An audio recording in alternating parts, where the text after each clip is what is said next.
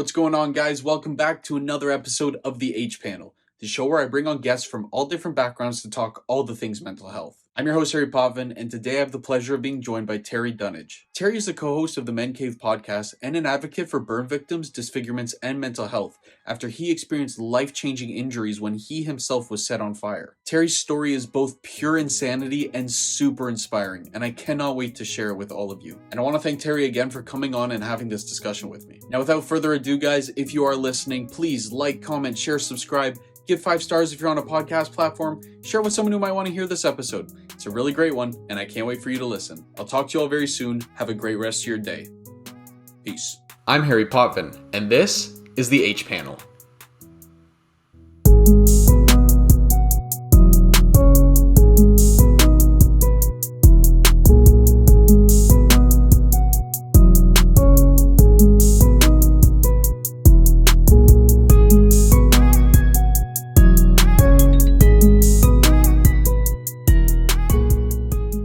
We are live. Terry, thank you so much for joining me today, man.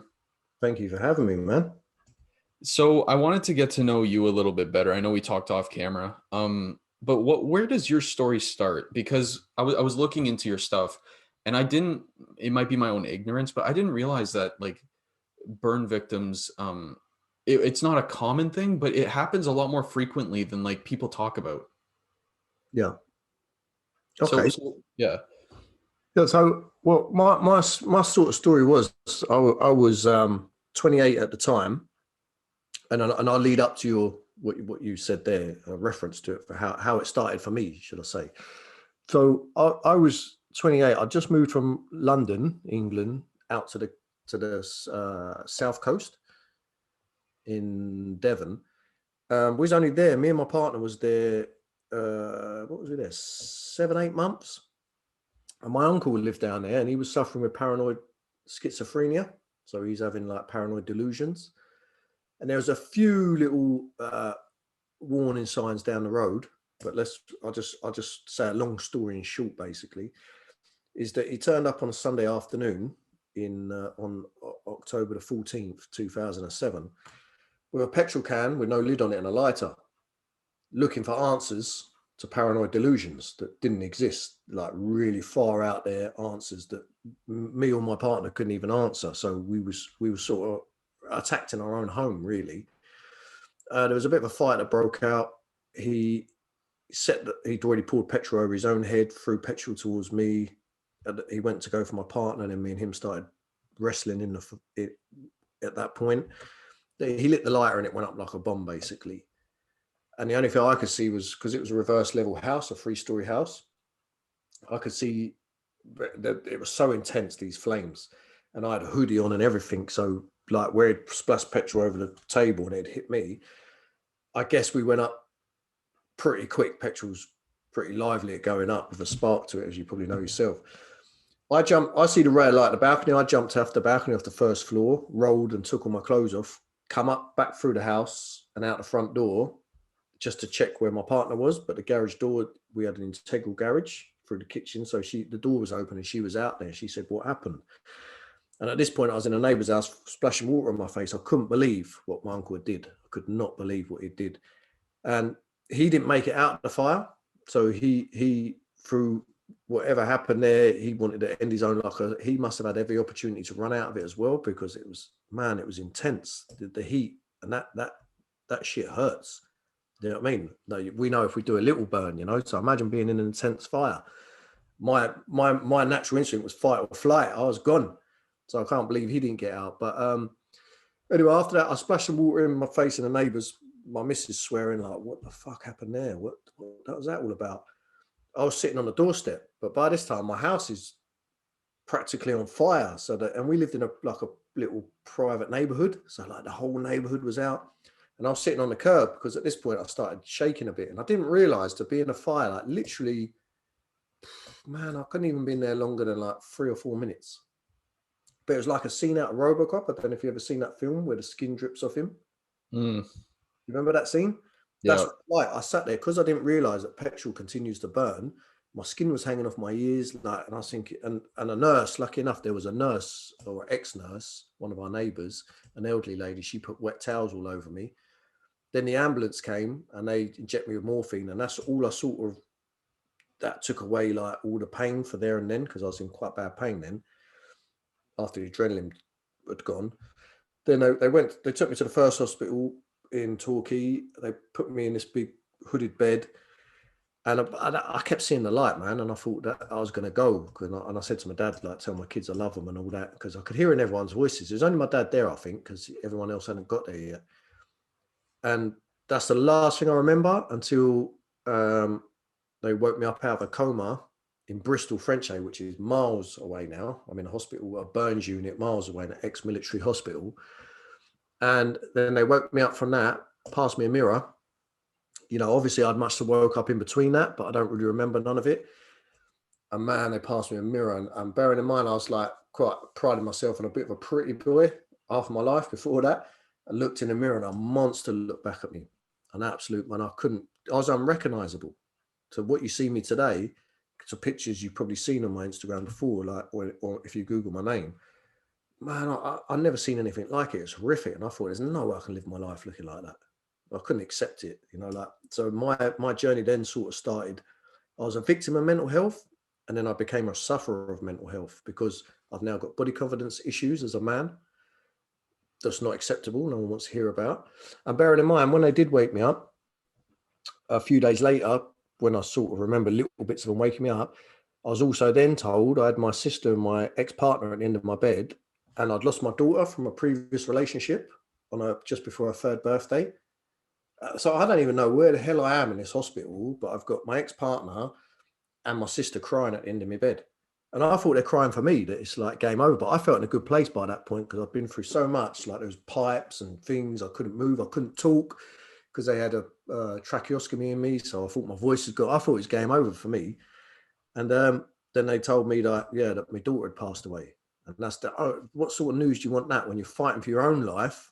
Because I died twice previous to this. They read my final rights and, you know, called all the family in. And I still pulled through all that to know that you lost your daughter from a previous relationship. And I couldn't be there for her. So I felt like more hatred towards my uncle and that side of the family, even his kids that are my cousins, purely because like I couldn't, I felt they all took it away from me, even though it wasn't them to blame. Yeah, and I guess from that point onwards, my journey started. Obviously, they said I may never walk again because I had all skin grafts on my legs, and I was laid up for so long, your muscles deteriorate.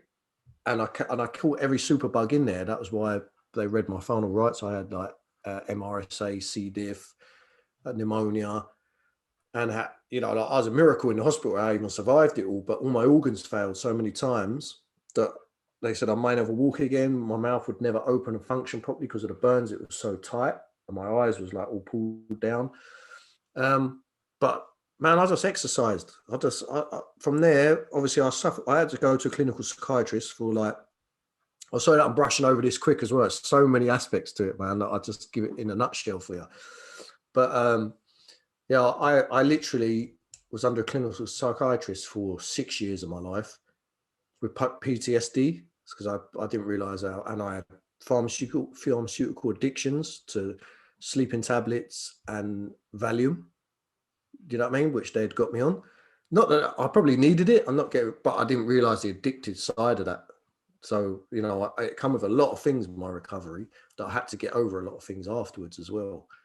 Yeah, man. And that was sort of like my own mental health journey started from there, from probably 2008 onwards up to till I started working, figuring out that only my mindset is going to get myself right, you know, and I started going back to what I truly believed, fitness. One, that was definitely a big thing in my life because I used to love boxing. They said I couldn't box. So I built a gymnasium in my living room. To everybody's dismay that, you know, Terry's finally lost the plot now. He's got a punch bag and everything in his living room. I used to punch it till my hands bled because I had so much nerve damage that I brought that back for myself. They said I couldn't look up because they skin grafted my neck. And where they kept me in a position for so long, my neck healed in that position.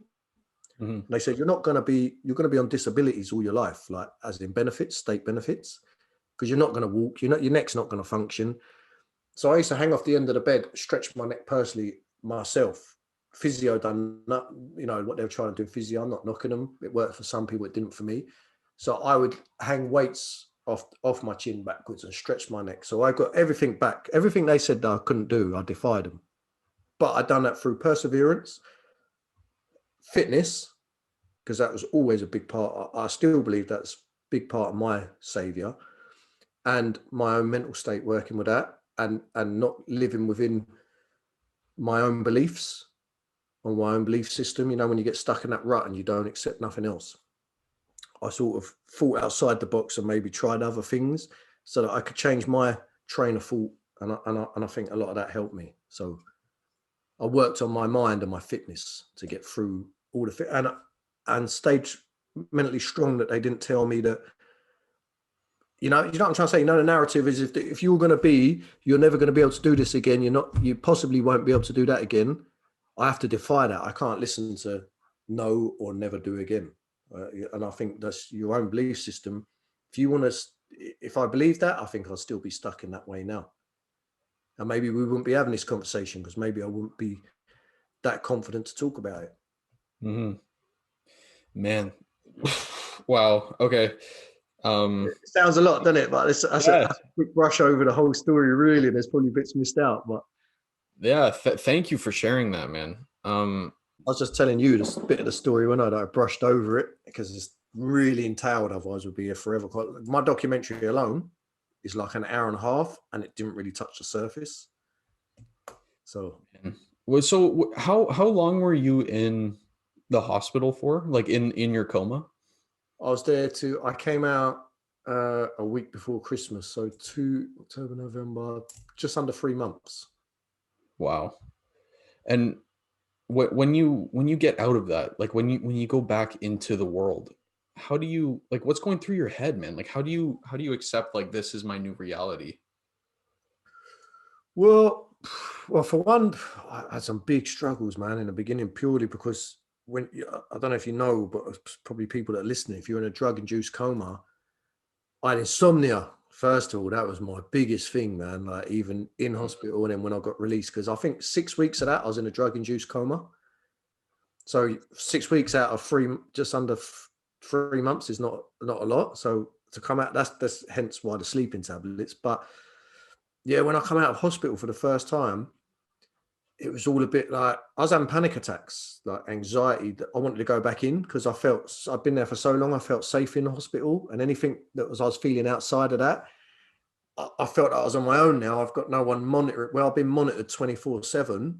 Now it was a whole new world. I come out, I had itchy skin where I was coming off morphine. And when people say it's making me itching songs and that, and you think, like, I've never heard of that, but now I know because it's like skin crawlers under my skin. But when you're dealing with all that and you're no longer in hospital, they're coming out. So first of all, not being in hospital and keep trying to check myself back in was my biggest anxiety and panic attacks, because that's another story, panic attacks with anyone that suffers from anxiety. But me, I've never had that, sorry to swear a bit, in my life.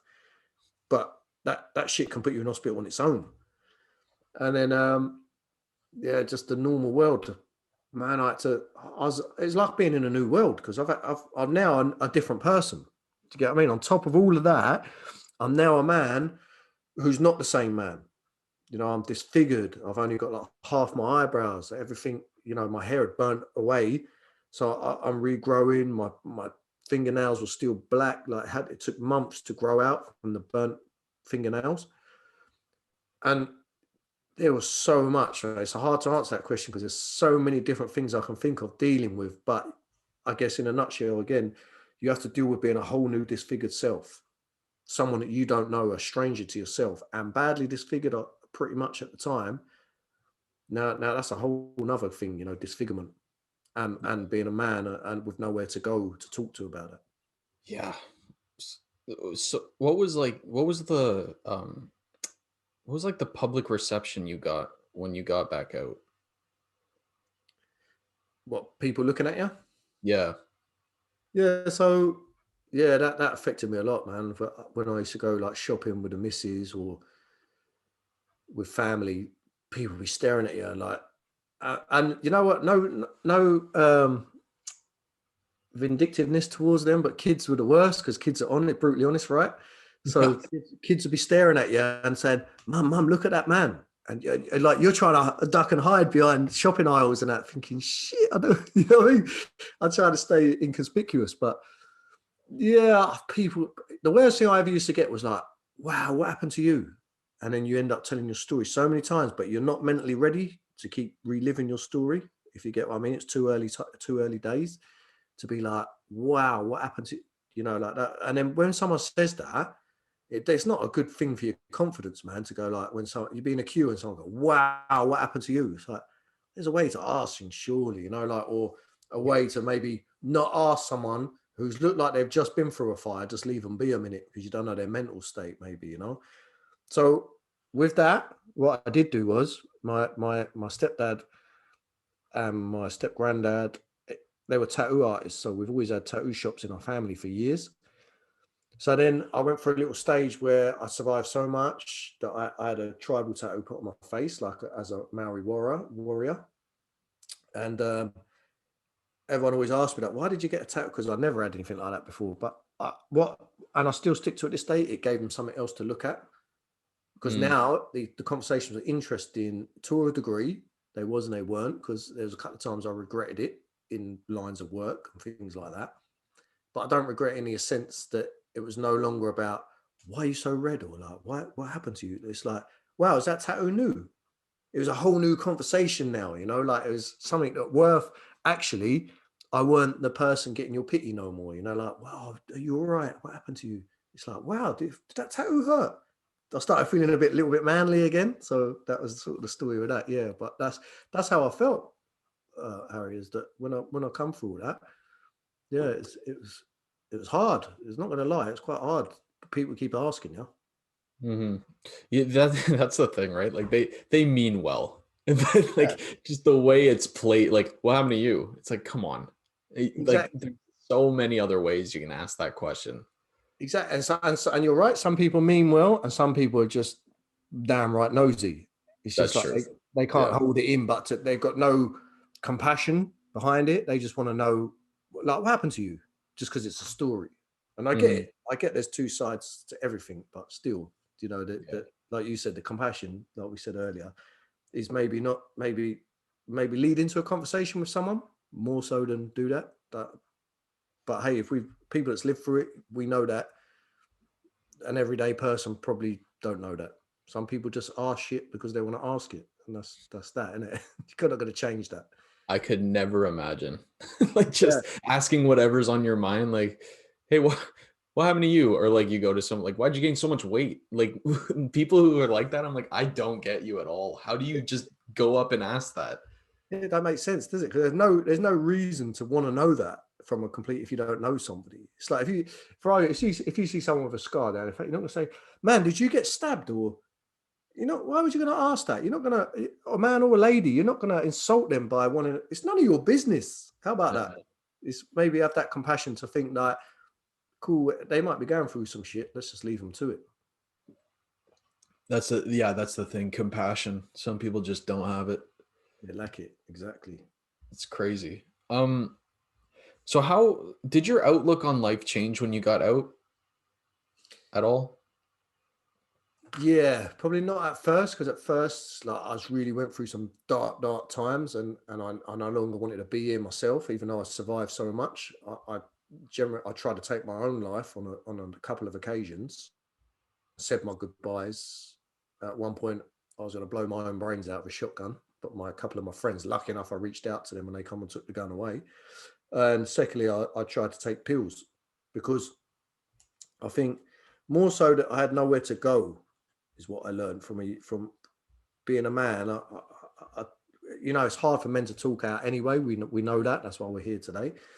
But I feel that I didn't really have anywhere to go. Where could I go through body confidence issues? Where could I go to uh, maybe talk to other men? Do you know what I mean? Rather than like my psychiatrist was a woman. Everything, and it's no disrespect to women whatsoever, but at some point, like going back to what we are, tribesmen, I needed to be with fellow tribesmen. I needed another man to tell me that it's going to be all right, and maybe someone that's been through it. later on stages of my early stages, just to give me that confidence, like as a woman can inspire a woman, should we say? Not saying that women can't inspire me, because generally a lot have in different ways, but that's what I personally needed at the time. And I feel that yeah, I was in some dark places for a long time that I couldn't pull myself out of. Couldn't, do you know what I mean? Mm-hmm. I was suffering. I was suffering in silence badly for a long time. So that was my life changing, because I'd never suffered in silence like that. Maybe I did with the general things in life, but not to because I was dealing with loss of my daughter, so I was grieving, but at the same time, my body wasn't functioning like it should. So I had disabilities. I had life-changing disfigurements. I had like uh, addiction now to deal with. Like, I can't sleep without tablets. I can't not have panic attacks without tablets. I've got anxiety and panic attacks. That on its own is like, you'd be 1 minute minding your own business, next minute you can't breathe because you're having a full-on panic attack and making yourself 10 times worse, telling everyone you need an ambulance, but everyone's trying to calm you down. I had like friends and family coming around telling me, you need to just get on with it now, with no mental health training. Like, what do you know what I feel and what I should be doing? I don't want to face the world, but they're telling me that I should man up. I was sick of hearing that one. Man up, man up. Why should the fuck I man up? Like, I've been through some shit in my life. I just want to deal with it. Yeah, cool. If I'm hiding away, I'm hiding away right now. But yeah, man, that was the changes that, to answer your question, I know that it was a whole new life that I had to figure out. And I guess I needed that recluseness time to try and figure this out, of where am I going? How am I going to accept this? I had to accept a lot of changes. Although, don't get me wrong, years later, you look at me now, I've healed a lot. And even on my body, I have no visuals. I'm confident I'd wear swimming trunks now. Like, I don't really care. But it's another story. If I didn't heal so well, would I be at this point? I don't know. Do you know what I mean? So there's so much to look back on, but yeah, that's sort of like the long and short of that. Is it was hard. It was a whole how I lived with it afterwards was a whole new life. Mm-hmm. For 28 years of being somebody, from 28 years onwards to where I'm now, 14 years later, I've had to live 14 years adapting to a new body and a new mindset. And have you adapted, or is it still like a work in progress for you? I've accepted, so I guess that's part of adapting.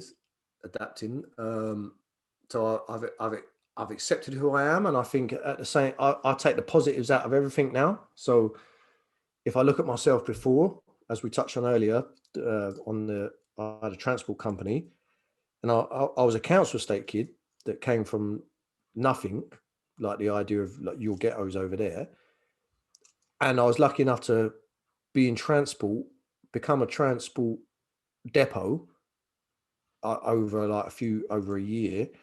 Then I was turning over millions a year. So I went from a kid that had nothing, like a really trampy kid, should we say? Like, I don't know what you guys call it over there, but struggles, yeah. From our council estates, your ghettos. I came from all of that. Turned my life around. Never had money, but then I became a bit of a playboy and a pompous idiot and an unapproachable guy, because I went from nothing to everything. Not everything, because yeah, I was a multi-millionaire. I wasn't super rich, but I'd had more money than I'd ever dream of in my life. And I was driving Ferraris. I was just taking the piss basically from a guy from nothing. But it changed me. Money changed me because it made me an arrogant so-and-so. And then I ended up having kids by different relationships where I was just going from one woman to the other. I was like abused the fact that I was a pretty boy and that I could get away with whatever I wanted. And I had money to go with that. I had the nicest of everything. And then, so what I am thankful for, leading up to what I'm saying, is that if this didn't happen to me, I'm not thankful for it, but I look at the positives. It actually made me a better person. This whole life changing journey has made me compassionate. It's given me purpose. It's changed my whole identity as a man and a human being. and it's made me be there for others and change other people's lives, where I'd probably been too selfish for all that. If you'd left me doing what I was doing and nothing ever changed my life. So I do believe everything happens for a reason, as sad as it is, and I wouldn't want to relive it and I wouldn't wish it on my worstest enemy. But for me personally, that's what I've took from it. I've took the positives, and yeah, I live in my body quite comfortable now. I've got to admit, I'm quite content in my life. I'm not rich, but I'm rich in the sense of that I'm a good person now. And I get to meet great people myself and talk and share stories and help other men that I could never get help on. So I'm paving a way for, maybe I needed to see that. Maybe I was one of them guys, maybe yourself, like whatever changes our lives makes us be the people that people need, maybe. That might be the rudest crashing down to earth story I think I've ever heard in my life. Like the like just you crashing down to earth from being that super rich driving Ferrari guy. Like that might be the rudest one I've ever heard. It is important to look at the positives though. And I know like my story is like it's completely different in a sense. But I do agree that like sometimes I do look back and I'm like, I'm not thankful for, almost taking my own life and like hating myself for years, but I am thankful that all of that kind of shaped me into this person that can teach the younger people and older people and whoever about what's going on, Yeah. especially young boys. Cause like we've talked about this throughout this recording and like off camera too, is like, we just don't talk. They're like you were saying, you had body issues. How many guys do you know that talk about body issues? Like, oh, I feel uncomfortable in my skin. You never hear guys talk about that. It's always like, oh, I'm super strong. Like, I don't give a fuck about anything. Yeah. It's weird. No, I agree with you. And part of my journey was when I had I set up my charity, I contacted Men's Muscle Mag and all these sort of, because they're always good to put women's stories in there. And like I said, I'm not sexist at all. But if it's a woman's body disfigurement or a woman's not confident, even in men's magazines, that made great stories. But here, when I was trying to talk up, or other men try and talk up, I don't know how many other men have. My position was burns and disfigurement. Yeah, so I get some people don't like their bodies because they're not muscly. Some people's overweight, whatever your situation is. But I realized, and I tried a big campaign, and I even done a video shoot on it, interviews on Past the Light, and it didn't get no traction whatsoever. So it showed me then that, for one, the media didn't give two shits about men and body, but men body confidence. They're like, man, that's not a topic in itself. How is it not? How are we as men, or like you said, even the younger generation? We've got that now, the new gen project we're calling it, because if we inspire the younger generation, because we're at a generation now where our parents are like the alpha males, our fathers and our grandfathers that have always lived like that, just been taught man up and get on with it. My age group now and then below, this is where the change is now. So we're the in-betweeners, and then the younger generation. If we can teach them all these attributes to their life, then, because I think it's okay, we should be okay. Women can sit and talk about eyebrows and talk about it. As men, why can't we? That don't make us less manly. That doesn't make us labelled as gay, or do you get what I mean? Whether and I've got nothing against. I'm not knocking that at all. But my point is, we don't need to feel any other way but share content. I was, for instance, I was on a men's group this morning, right? And we talk about everything. And just the simplest things in life can change a life. Like I heard something today, right? And it is relevant to what we're talking about, because everything about men, we should be men. And I don't know if you've had this, but it made me laugh today. I couldn't, and on a serious show, but it was funny because a guy said today, has anyone ever had this? You'd be talking to a sweet old lady or a nice guy, and then all of a sudden you're lining him up in your mind. You think, well, what would happen if I just punched him? You know that feeling, and everybody's done that, ain't they? But I would never say that in my life, yeah, because I'd never think to say that, because I thought that was just me. To be fair, that's me being a bit weird. But every man on that show has had that. Has said, yeah, and that's just part of your life journey. Like you might be distracted from the conversation, and so you're thinking just manly shit in your mind. Don't mean you're going to act on it. It just means that everybody has them. But how great is that to make that acceptable, that I can laugh? Because I thought, oh, I'm brutally honest as well. To be honest, I thought I was the only person that ever thought that. Do you know what I mean? Oh yeah. You think, oh, I'll put one on her chin, like the sweetest old lady. You're only having a conversation, but why would you think that? Yeah. So, Yeah. so Yeah. my point is, right, is that is the point. If you talk about, if we accept that we could talk about what we want and be free to talk about it, and whether that be body confidence, thoughts like that.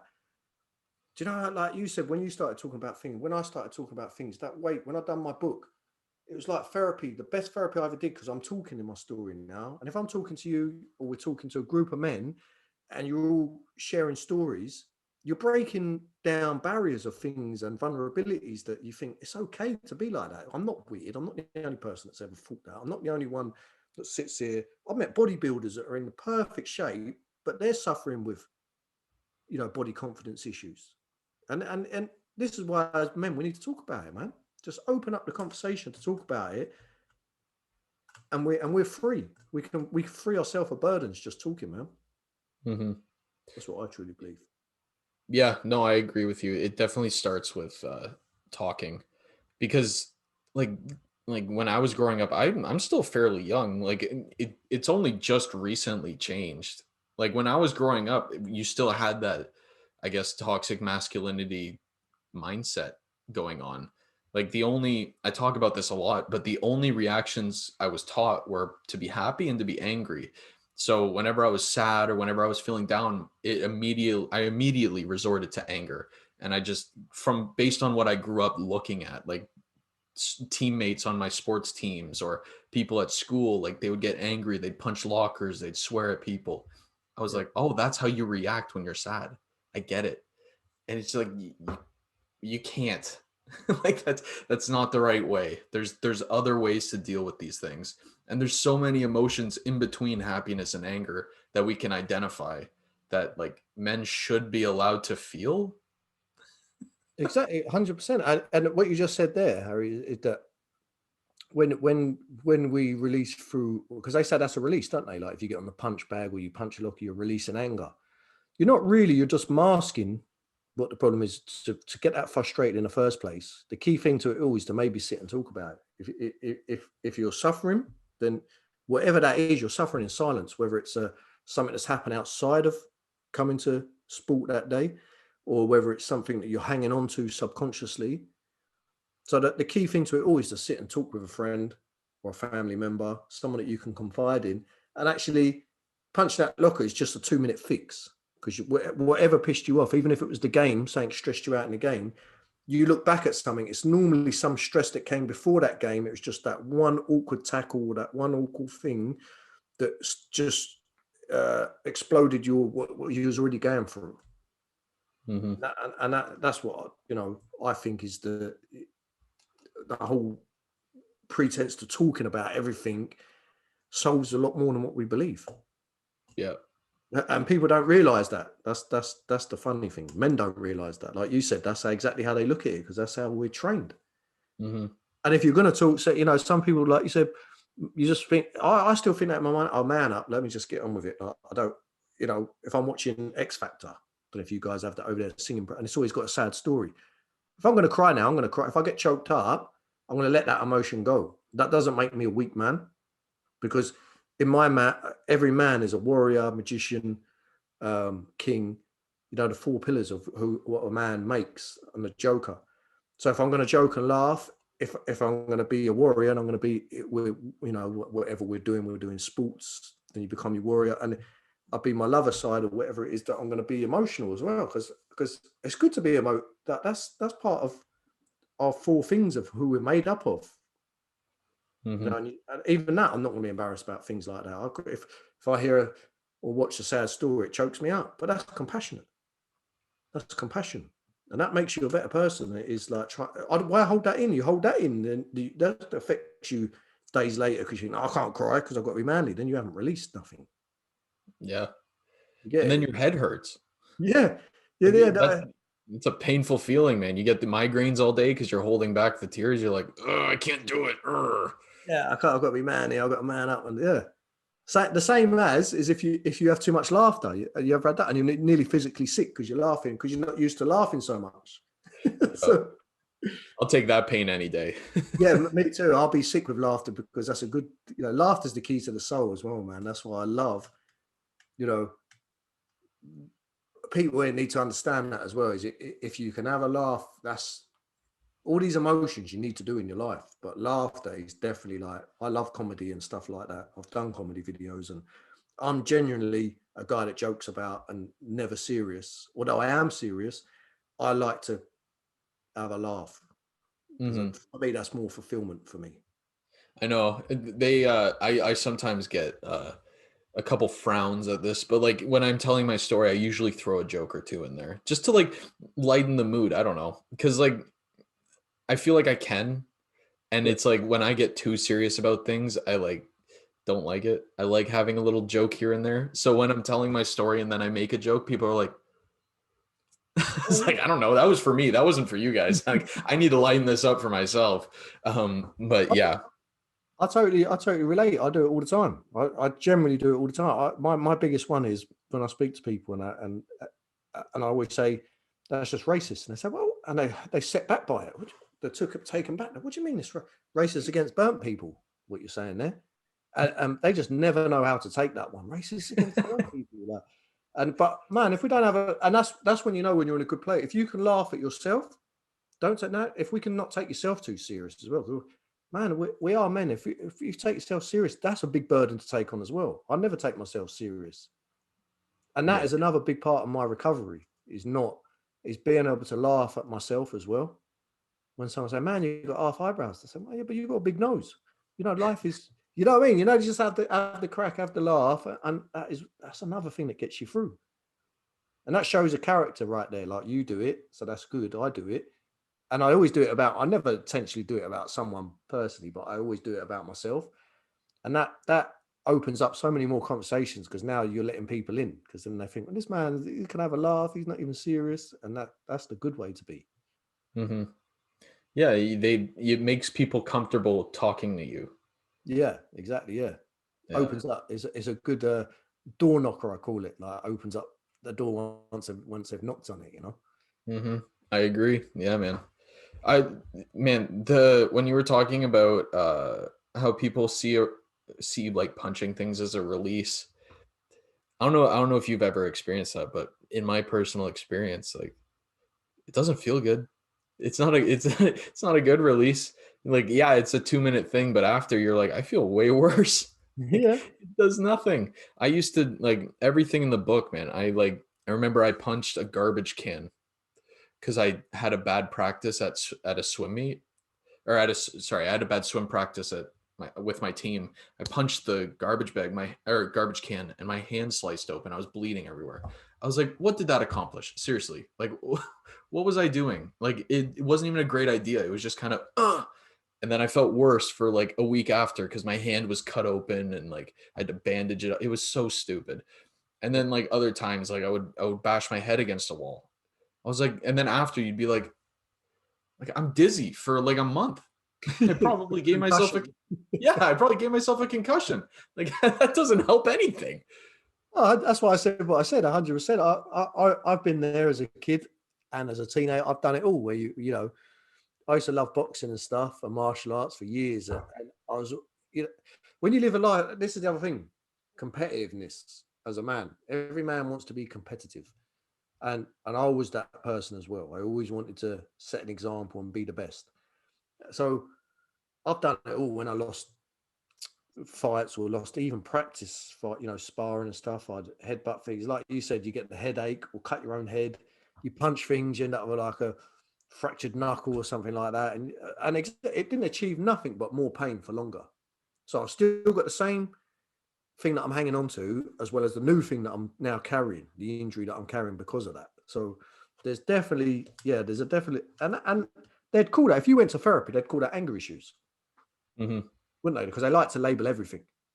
So even if we delved onto that for a minute and let's call it that's anger issue, then although it's a label and I don't believe in labels, but let's look at it like that.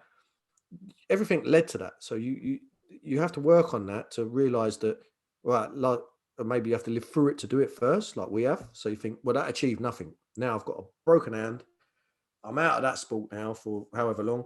And maybe here what before I take that risk again, maybe let me think, because that injury might not heal and I might lose the full um mobility of my hand for a stupid act of anger, which really never sold nothing. Where if I sat down, I don't know, maybe meditated or spent some time on my own or talk with a friend, whatever your thing, your go-to thing is, to find that little bit of peace again and think, because for one, why'd you get angry? Like you said, you was at swimming practice, it didn't go so well. If I was sparring, it didn't go so. And it's always caused from something that's as well that is triggered by that. I'm not saying it's always that, but you're obviously carrying anger anyway, or the competitiveness that you need to, like, I don't know, maybe as men we have to address that as well. Is there's a point to give it your best and be proud that you gave it your best, Mm-hmm. and not be so distraught that you didn't quite achieve what you wanted that day, and come back, work harder to achieve better maybe. Yeah.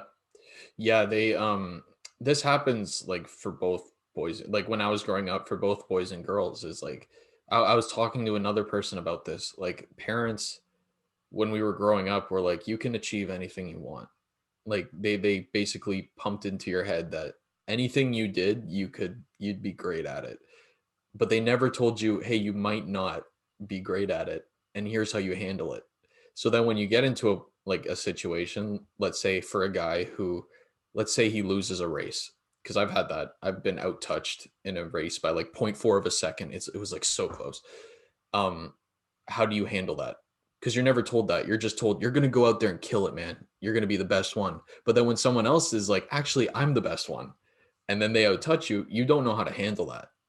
Wait, so it's a big part of that is about teaching young girls and guys like how to handle loss, rejection, like little dips in the road because everyone goes through little dips in the road. It's just we're not prepared for them. Of course, yeah, 100% of course. And the thing is, like you said there, I like what you said, because my granddad always used to say that to me. What your parents said to you is that you can believe, you can achieve whatever you want in life. My granddad always said that, and it is true. But that's a narrative that you live by, and this is what you have to understand, is that to get to the pinnacle of all the setbacks, as you we call it, losing. Should we call it that? If the losses outweigh the wins, that's just, all that should show you as a person, and it's again, it's all about just common sense and thinking about it. Is that on that particular day or at that time, maybe you weren't ready. Maybe whatever you trained, it's time to, again, what I say with your mind, rethink it, think outside the box and train a different way, and think about why you lost that sporting event, whatever it be, whether it be fighting, swimming, football, whatever it is. You look back at that, and that is what sets you for greatness. You have to look at that and come back another way, but you never give up. That's in a nutshell, is what you say to yourself, is that I was told I can achieve what you want, and you can. But sometimes everything has happens for a reason as well. So maybe you didn't win on that day, cool, but you come back to win another day, or you come back to greatness. But you don't ever give up on that journey. Is the key thing behind what anyone ever tells you. Is, and I know you call it setbacks, and it is setbacks because sometimes it's distraught. I know people that have been undefeated that I talk to in the UK boxers, and one particular, a woman boxer, unbeaten, but she lost just before Christmas. Man, she went off Instagram and everything.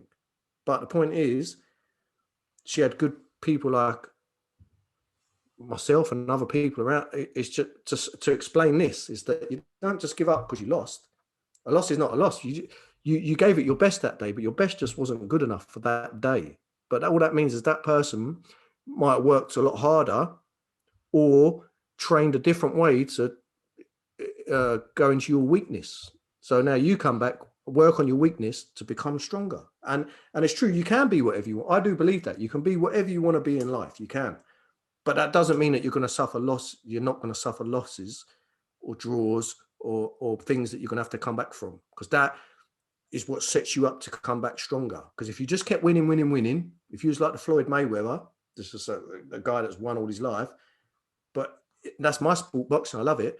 But what a boring fighter to what, and no disrespect, he's a champion in his own right, but how boring is watching a defensive fighter that just knows one skill that nobody can break down, flaunts multi-millions of pounds in everybody's faces, but he's, he's not a great role model or character to people. But my point is, the biggest champions that win our hearts in whatever sport are the ones that actually suffered losses and come, because they're the real champions that have to come back from things. Mm-hmm. And that's something everybody should hang on to, I think. That's Yeah. Yeah, I agree. Well, that's the other thing. Like, you can be anything you want, but you got to work hard. exactly. You are. That's exactly the point. And that comes with losses. So let's work harder to come back from that loss. So in a nutshell, there you said it right. You have to work so hard, and working hard is not giving up, and keep working hard, and you can and you will get there. But you have to overcome every trial and tribulation along the way. But never giving up will get you where you want to be. That's for sure. Yeah. I'm thankful for my parents, because that's kind of what they told me. It wasn't like, they were like, you can try anything you want as long as you work your hardest, you deal with things, and you don't give up. Like that was like kind of the mantras that we went with, which, like, I still had, I had unrealistic expectations for myself, which is kind of what started all the angry outbursts and putting myself down. But in terms of like giving everything my all, like that's all I ever did. And that's where it started. So like working hard is what we should be teaching people. And it's tough now, right? Because, and I'm not old, but I'm not old, but I sound like an old man. But like with like social media and like viral fame, instant fame, you're not teaching kids to work hard, because you're putting a 6-second TikTok, that 12-second, 15, whatever it is. You're putting a little TikTok, it gets 1 million likes, and you barely put any effort into it. What's that teaching anybody? You don't have to work hard at all. Yeah, no, 100%. Yeah, I agree. And but that is the world now. Is I don't really like social media. If you put a video up and people, it goes viral. Yeah, I know all these people that make a lot of money doing it, but I think that's giving the younger generation the wrong perspective on life. Is because now everyone, even my daughter, walks around. She's not even 10 yet, but she's walking around with a phone basically handcuffed to her hand, TikToking everywhere and watching the views, the comments. And I think that's what's done society in a little bit now, is that they all believe they want to go viral. They all believe like their life's overtook by it. So I think people have to understand that. I know we live in a digital era, but that is not real. Them likes, they're not real friends. They're not real. They're just people that like something or see something funny about what you did. But you have to understand that that's not the real world. That's I think that's what the new generation has to realize now, is that life ain't that easy. No, you don't just put a video up. A lot of people are just chasing this. In that sense, yeah, you can't work. You could work hard at that I guess, if you want to be a YouTuber, but you'd have to find the recipe that works, because some people go viral for the stupidest of thing. And then on the back of that, they're now influencers and whatnot. Do you know what I mean? Mm-hmm.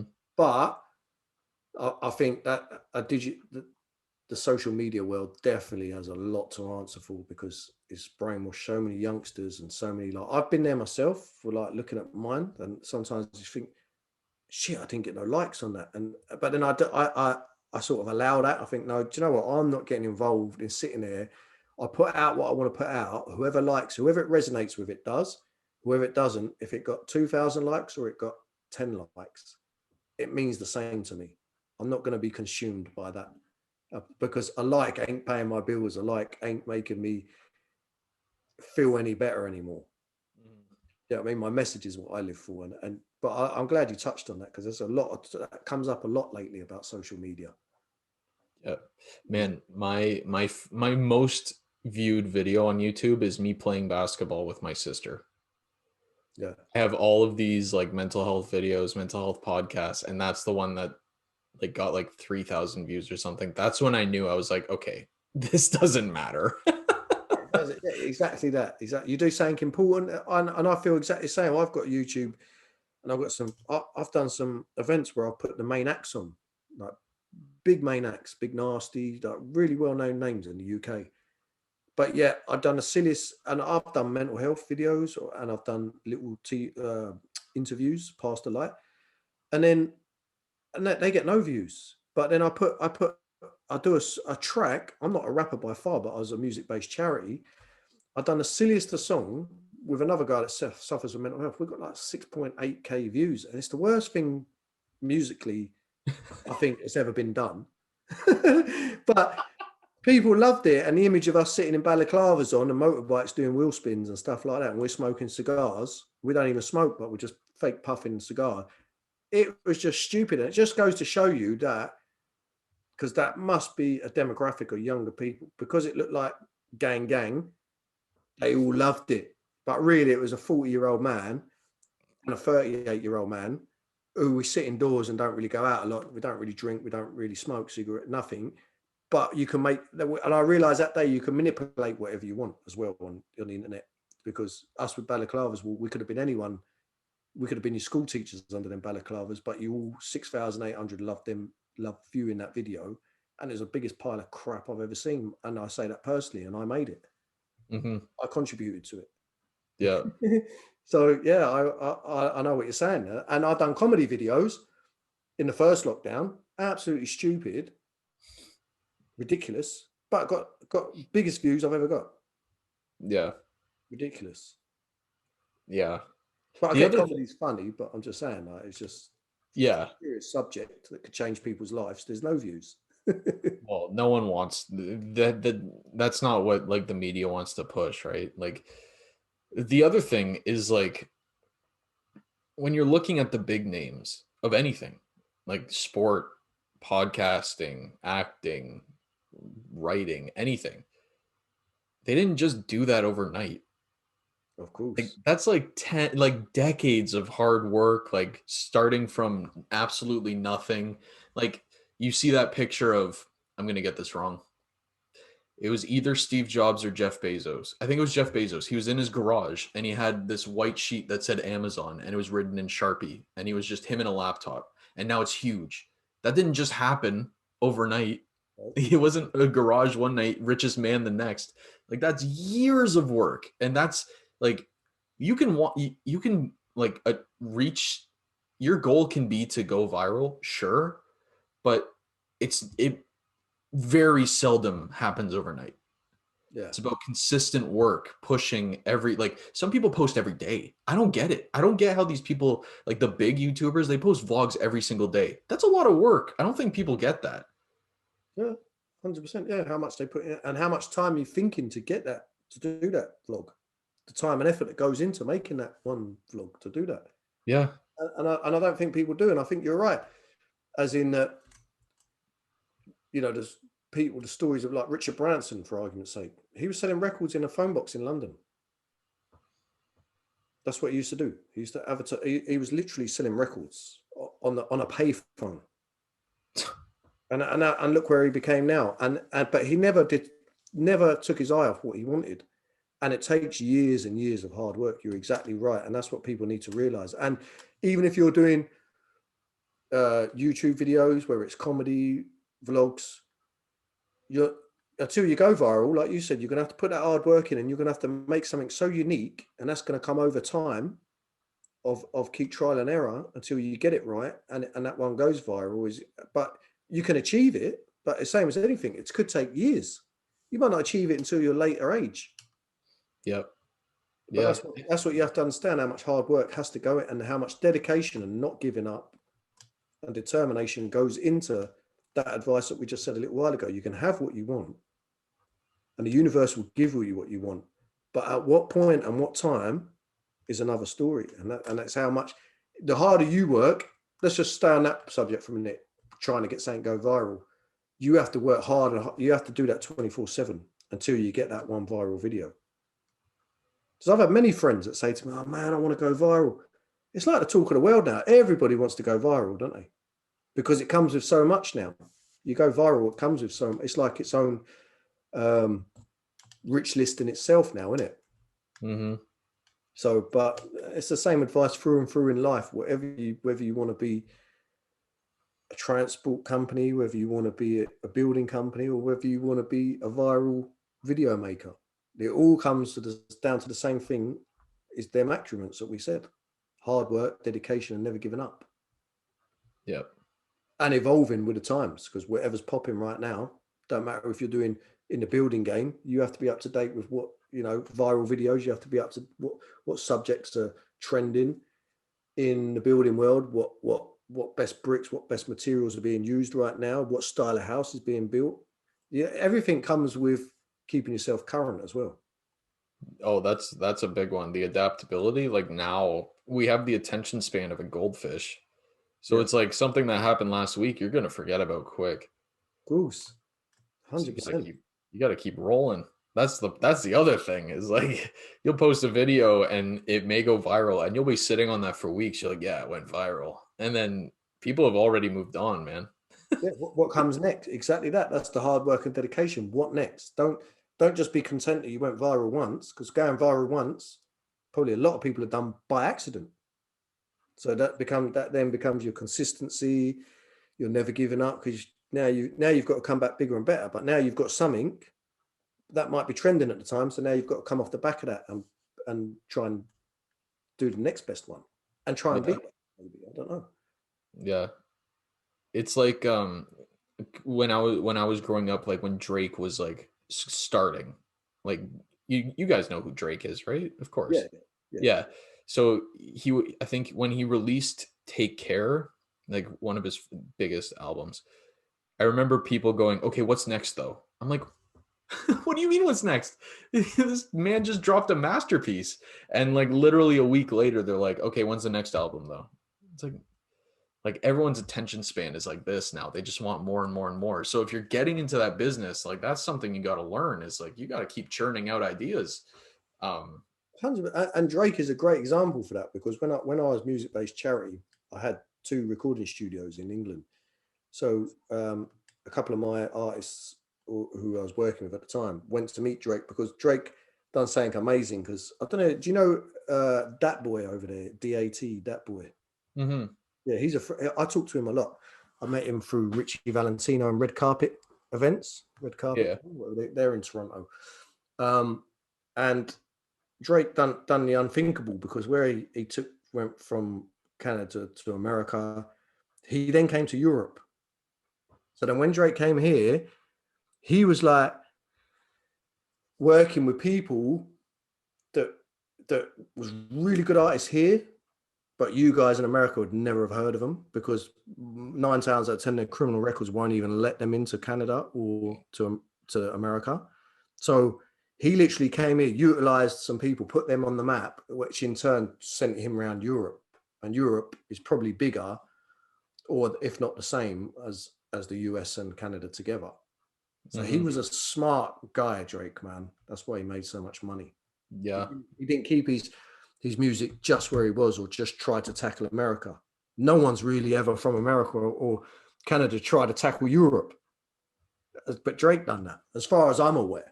In my Yeah. era, anyway, Drake was the one that noticeably done it. Man, I've started listening to like British rap because of Drake. Exactly. So there you go. He done the unthinkable. I've got is Burna Boy from UK? Yeah, Burna Boy is from Birmingham. Yeah, so I listen to Burna Boy, Stormzy. Stormzy's a big one. Yeah, There's a couple other people. I forget their names. But I would have never listened to them if Drake hadn't like gone and put them on tracks or gone on their tracks. exactly. Yeah, and Awesome. that's what he put people on the game, and ultimately, again, made good business move, because he in Europe it made Drake, like everybody knows, all around the world, probably even North Korea that's never opened the doors know who Drake is. Do you get Yeah. what I mean? It's Yeah. crazy, man. Oh, but yeah, like back to the whole thing we were talking about. He worked his ass off. Yep, worked Like, hard and done thought outside the box as he was working hard. yeah. And this is the thing, when you're thinking, you always have to try and think different to be whatever you're going to be, viral, be the best you can be. And that's exactly what he done. That's a good living proof of a superstar that done it. Mm-hmm. And he could have been, no, wrong, he could have been a superstar just in America or just in Canada. But he excelled himself to the highest point, I believe, that if your name's in everyone's mouth, if you could say Drake and everybody knows who he is worldwide, you've worked your ass off, like you said, 100%. You've worked your ass off. It's crazy. It's so weird to think about that. Yeah, I love when like superstars come out with the stories of when they started and how it went for years before. Like that's when you kind of go, "Oh, okay, you're a normal human being." Because like they put people and the media, they put like this like unrealistic, like almost a coating over their celebrities. Like this person is incredible, like this is who you should strive to be, but they never talk about what happened before. They only talk about the person that's there.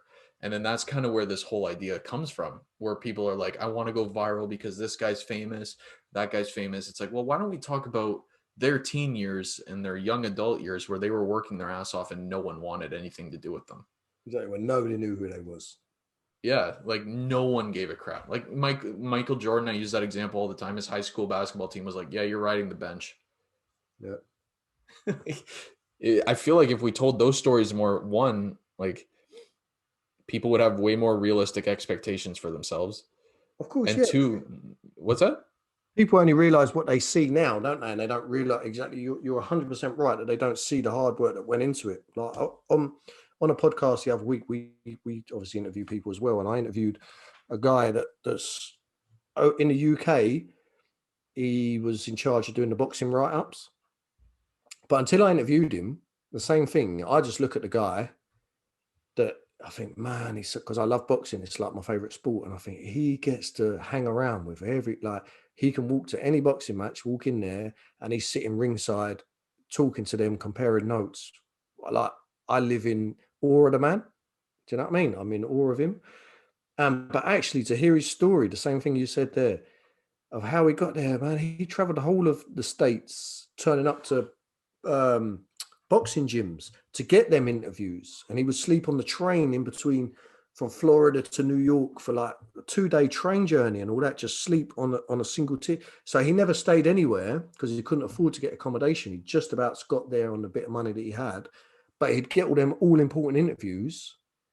And that is what led him up to how he became great in the sporting news now.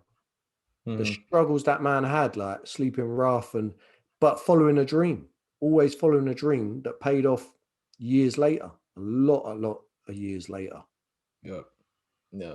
My favorite are the comedian stories, because when you were starting up, no one gave a crap about you, and you would bomb. Like those are my favorite stories. Is when like the top comedians are talking about times that the crowd was just like, "You suck," and like they booed them off stage, and then they just kept going, and now they're like at the top. Those are my favorite stories. Yeah, me too. Like Tom Segura is like one of my favorite comedians, and he talks all the time about when people were like booing him off stage, and now he's got like Netflix specials, he's got like sold out arenas. It's crazy. Those are my favorite stories of all time, easily. Yeah. Well, it's always that's like the underdog stories, isn't it? They come from nothing, but they stay on their grind. They never gave up, and they followed their dream. And that's living proof. All these stories should inspire us because that shows you. But when on the other side of the coin is when people have dreams, but they keep flicking from like, I'm going to be a footballer, I'm going to be a tennis player, now I'm going to be an IT manager. If you don't follow one thing or whatever your dream is or what you really want to do, then you're going to be erratic like your thoughts.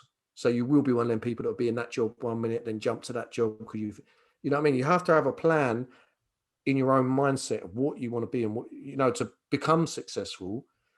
I believe that you have to know where you see yourself, visualize it, and put the hard work and the dedication to get there. Mm-hmm. If you're too easily swayed, and it's not no fault of anybody's, because a lot of people do that. I've been guilty of that. Is that sometimes you think, well, that's not a job I want to do, but it pays more money, so I can live better. Yeah, but then you're only living through contentment. You're not actually living with like the happiness maybe of what you really want to be or what your full potential is. You're just I guess you're following the American dream of the, like they have a mortgage, a house, I mean, a mortgage, a nice car, and the family. But that's cool. If people are content with that, then that's your dream. That's what you want to be. There's nothing wrong with that. But ultimately, you're all built. We all have skills. And when you're content and you follow your heart of what you actually want, that is when you're really living, because you're living out. I believe we know that from a child. Although in the school systems, we're all taught by the government one way. I guess that's the same in Toronto. Like our English schooling here has been the same for decades. But when you come out of school, and I'm not knocking school, and I'm not saying anyone should follow my lead on this, but I've heard it a lot. I've talked about it a lot. I've lived through it myself. Is that all the things I was taught, and then they threw me out into the real world, had bared no weight on where I was going to go next. Do you get what I mean? Because I wasn't sort of like, I was taught one way to think, but then I had things that I wanted to do, and I had things that, but I was never felt I could do them because school would tell me different, or people would tell me different. No, you don't want to do that. Like, because you get a lot of advice as a kid. You're like a sponge, aren't you? Absorbing loads of advice and stuff. So, but I guess like your Michael Jordans and things, the people that always had that vision from young, never like, I want to be a basketball player. No matter how bad they was in the beginning, they always hung on to that dream, and they put the fucking hard work in to get where they wanted to get, and then they lived that dream. And I think that's the example that we should set and what you should look at.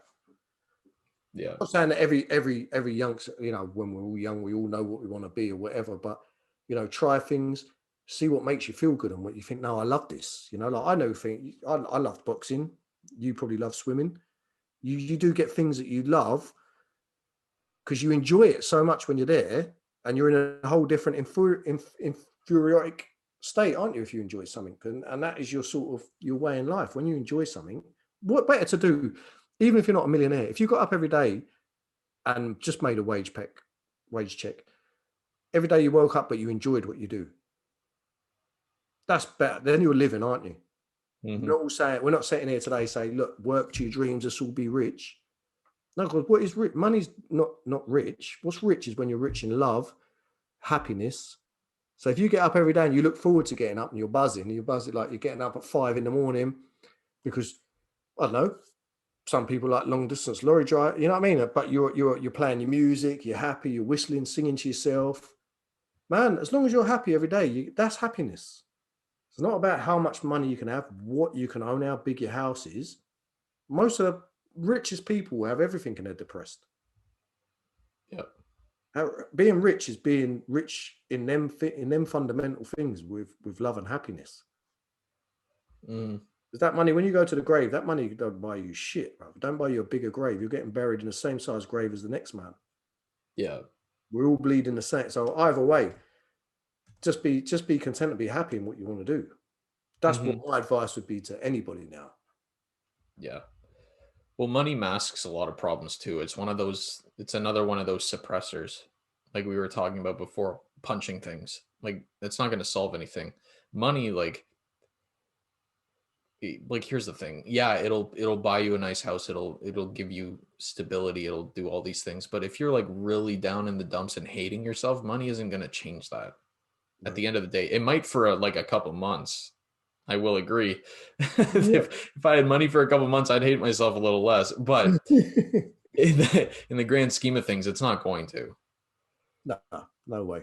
And the thing is, like I've been there when I've had money, and from nothing to everything, like you just said, that it was fun. It was fun for a little bit, but then at the same time, you have to think, if I'm a multimillionaire and you're broke, but we both got the same disease. We're both dying of that disease. Me having money I can't buy myself any better, any more time in life with that money, but I'm lonely and rich. But you're broke, but with a loving family. So what you're going to get to the day you die is love. And do you get what I mean? I'm going to die lonely because that money ain't keeping me company. That money can't buy me out of this now. Mm-hmm. You know what I mean? Money can only buy materialistic things. And if you live your life wanting materialistic things, and I've been there because I had nothing as a child, so materialistic was wicked to me. It was brilliant. Like, I buy Rolexes, things that I should never have because I was a council estate kid. I shouldn't be allowed. I was driving ridiculous cars. Do you know what I mean? I was renting. I didn't even know to buy houses, and I was just renting sick houses that thought this is having parties and that. But all that said and done now, did it buy me happiness? No, it was just it's just a temporary fix of something that I never had, and some people may never have in a lifetime. So you can't even hang on to that because you haven't got the brain power. I didn't have the brain power to hang on to that, coming from nothing to everything. I didn't even know how to deal with it. Mm-hmm. And even once, that was years back. That was like when I was 24, 25. And now I won in 2007 when that happened. I think 2010, I won a major court case in the UK. I set precedents in law with the biggest court case against UK Insurance Limited. And I won £1 million case again. But this time round, it done nothing. It wasn't the excitement of winning any money on the court case. The excitement was actually changing law, because I now open the door to a lot of where the insurance companies didn't have to pay out, saying, oh no, he wasn't in his right mental state, so therefore, you know, I changed the law by saying, even if you're paranoid, schizophrenic, or whatever your mental health needs are, you still have a duty of care to others, whether you can't think for yourself or not. That's what I changed in law, that you still have a duty of care to others, no matter what your thought process is, or what disability mentally you hide behind or they label you with. You're still liable. That's what I changed, and that was my proudest moment. It was never about money, and the money has never brought me anything happy. You know what I mean? I had to pay loads of money out from all the years I didn't have money, and I had court cases from a house that got burnt down because I could no longer pay the mortgage. So I had more battles after winning money than I ever did. So my biggest change was setting precedents in law. Mm-hmm. Money means shit to me now, bro. That's being honest. Everything is material. What I love now is life, nature, and being happy and content. I'm content with nothing. I'll never, ever in my life be money driven again. Yeah. As long as I can pay a few bills, because we have to, I'm happy, man. Right. Yeah. Was that court case where you changed the law? That was for the house burning down? Yeah, so because I had house insurance under my house, and my uncle had house insurance under his property, which was obviously 2 or 3 miles away from my house. But in the UK, I'm not sure how it works there. If you've got life insurance or house insurance, it covers you third party damage to other people, so like your neighbours, or you know what I mean. If you was working on your house and you killed your neighbour, you're insured to pay out for them. Or if you've got life insurance, it pays if you created to kill somebody or injure somebody. Mm-hmm. You had that third party cover. Now that's a known fact in the UK, but they got out of it. So we went to court first. This was over 3 courts till we went to high court.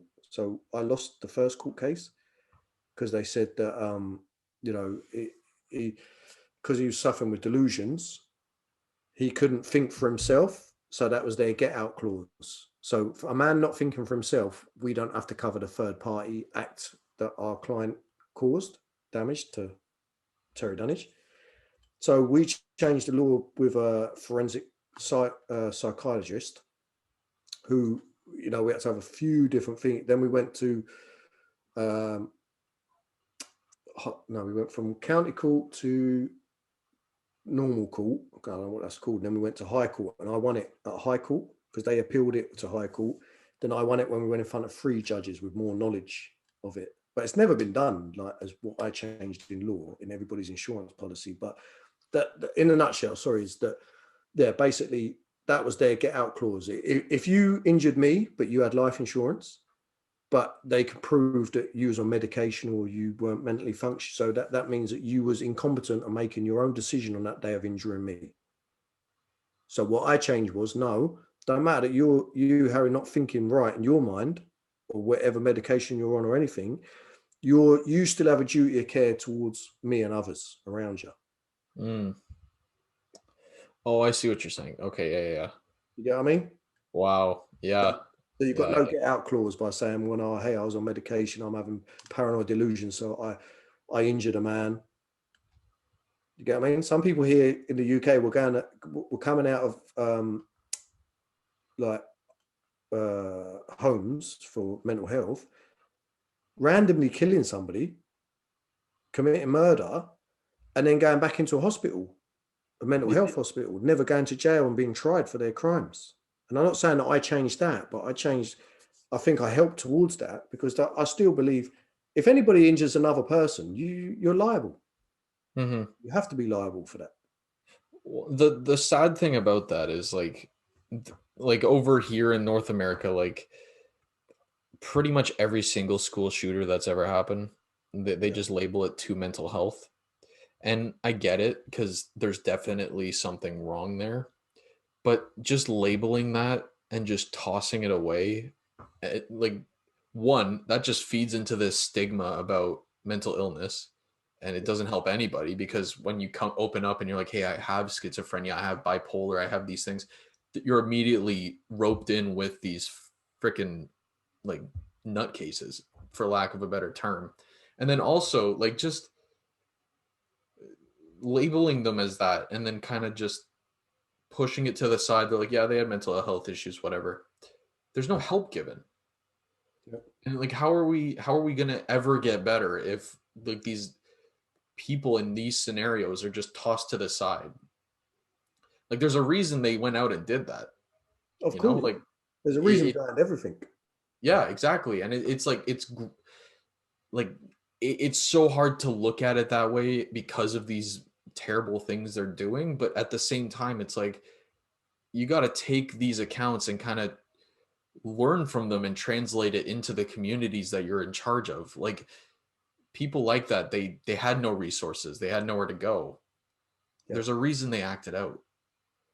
You should just learn from it as opposed to tossing them to the side and like making everything mental health related a villainous kind of topic. I agree, and I think the other side to the coin on that is that they instead of also providing support for them, more importantly, and secondly, there's so much money in pharmaceuticals that they like to just drug people up because there's money in it from the pharmaceutical companies, the government working in hand with that, instead of trialing and like, because there's so many different suppressants, Valiums, and they don't actually know what things do chemically to people, so they sedate them up, let's just say. But I don't think that's always the answer as well, is to always keep turning to science and pharmaceuticals. I think maybe actually interact support groups and see what's causing these. If there's signs of it, they should be able to feel that there's somewhere they can go.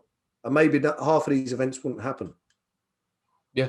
Not saying No, it would never happen, because you're always going to get the odd person who's like, I don't know, for whatever reason, they're so far in darkness that they that's their only out. But support groups and making it, again, what we're doing now, acceptable, because as far as my knowledge, I've never seen a woman do that yet in any American or North American school. It always seems to be a guy. mm, So therefore, is that again what we're talking about, that there's no help for men? Do you know what I mean? Because I'd question it if a woman done it, wouldn't you? I'd be like, wow, like a woman actually went into a high school and started shooting up students in a high school. Do you know what I mean? When a man does it, we're all like, shit, like that's bad, but it was a man. Do yeah. you get what I mean? Yeah. There's Yeah. difference in impacts, and it goes back to what we was talking about earlier. I think it's support that men need, and it's a perception in men that needs to be changed. And we need to be able to talk up. We need to be able to. There shouldn't be. Most form of bullying is from men. I'm not saying girls don't do it. They're obviously, I've heard the stories, they're bitchy or whatnot, but a lot of bullying really is from men, is what I've gathered in life. And what about men supported men? How about that? How about we supported a fellow man? And that, like, again, it's not a sexist thing, but it seems to be that men, and me and you both know that there's not really anywhere to go. Yeah. If we change the stigma and we open that up, maybe we could change a lot more Hmm. and Yeah. stop it. Yeah. Uh, that would have helped so much growing up. Just like a place to go and be like, hey, I feel like shit. Yeah, and not be judged for it. Yeah. That's the other thing, right? Yeah. Judgment. Yeah. On that topic, actually, I wanted to kind of go back to like the burn victim disfigurement talk in terms of judgment. How do we, because like how do we get to a point where it's not normal, but like you don't get those people who go like, what happened to you? Or you don't get people who judge so quickly without knowing anything in those situations. Because like, I don't know if you've ever seen the movie Wonder. Have you ever seen that movie? Yeah, I've seen I that. cried like a fucking baby that So did entire movie. I cried my Yeah, eyes out. it's Yeah. a beautiful movie. But how do we get to a point where like, because these kids who are in situations like that, they're so quickly isolated from not just kids, because kids are brutal, we talked about that, but also from adults. It's like people are so quick to judge. I think personally, I'm not an expert in any sense of the word, but over here, like the whole disfigurement burn victim thing, you only hear of the absolute worst cases on shows like TLC, Yeah. like all of these entertainment sites who try to put that out for clicks and likes and things. Go on, I'm listening. I'm just going to get water. Yeah. Yeah, sorry. Yeah, no worries. But it's like, how do we get out of that whole thing and get society to kind of accept it a little more, as opposed to thinking, oh, you're weird. Oh, you're like that girl I saw on the TV show. Ugh. So it comes down to changing perception and making things more acceptable. As in, I think there's more campaigns now. There's more, and I think it starts with the younger generation, as in that kids are so, like we just said earlier on, kids are so brutally honest. But I think within schools there should be projects within schools. Like, I've talked in schools. I'm not really a big talker in front of people, but if we can change perception of because it could be for any, like you said, body confidence issues should be talked about, and differences should be talked about. You know, someone that's got a calf lip, or somebody that's got a visual scar. You know, there's so many you can't really call them, just call them disfigurements. I don't, yeah, disfigurements, disabilities in people. You know, my daughter has a little girl in her school with one arm. Well, I think she's got one arm or one hand. Yeah, but the point is, what a lovely child. Because we're older, and obviously we've lived through what we've lived through, we were compassionate. But other kids, you hear it in the playground, and then I feel for that person personally, because I've been through that shit. Do you know what I mean? You think like, wow. But these are the things. That's where the change is within the new generation, the young generation. Sorry, is to change perception of everything, that it's okay to be different. I Mm-hmm. think is through and through what we need to change, and we do that on all levels of adulthood, childhood, more importantly. And I think that's where, I think it's just, change, campaign it and change it. You know what I mean? Even as far as magazines, like, like if you look at men's magazines, women's, I don't even look at them so much anymore. But if I am in a newsagents and I look at them, everything's airbrushed to shit. Like, how's my daughter going to grow up? Like, these people look flawless, but yet I've interviewed these people. You see them in magazines, and they're like flawless, but in real life they've got freckles. Or do you get what I'm trying to say? We live in such a fake society, man. Of like, everything is to look how it looks. No one is that perfect, Mm-hmm. inside and out. Because for one, if you're looking for a man or woman to fall in love with, you never look at the external, because that ages. You go for the beauty within, the soul of a person. That's what's always going to stay there. Their personality, the laugh that you have with them, the crying you do to get, you know what I mean, the compassion you share. You never look at an exterior of a house, because that weathers, doesn't it? You don't think, I want to buy this house because it's 60 years. No, you got to maintain that for the rest of your fucking life. That don't just stay that good. And that's the same as humans. We age and we weather. So, and more importantly, again, on social media, everything's there, like all these filters and all that on Instagram and all that. I've never met anybody what they look like on their fucking picture. Yeah. You get what I mean? So I think that's again, change perception, and we should make it. It's an awareness, I guess, awareness of it. Change perception and create awareness of disfigurement, differences in people, and again, for men, we need to open up that Pandora's box a lot more.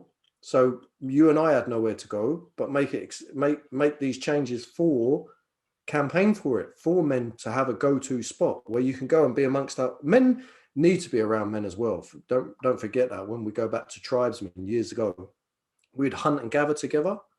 And again, I'm not saying it from a sexist point of view, but it's what's installed in us.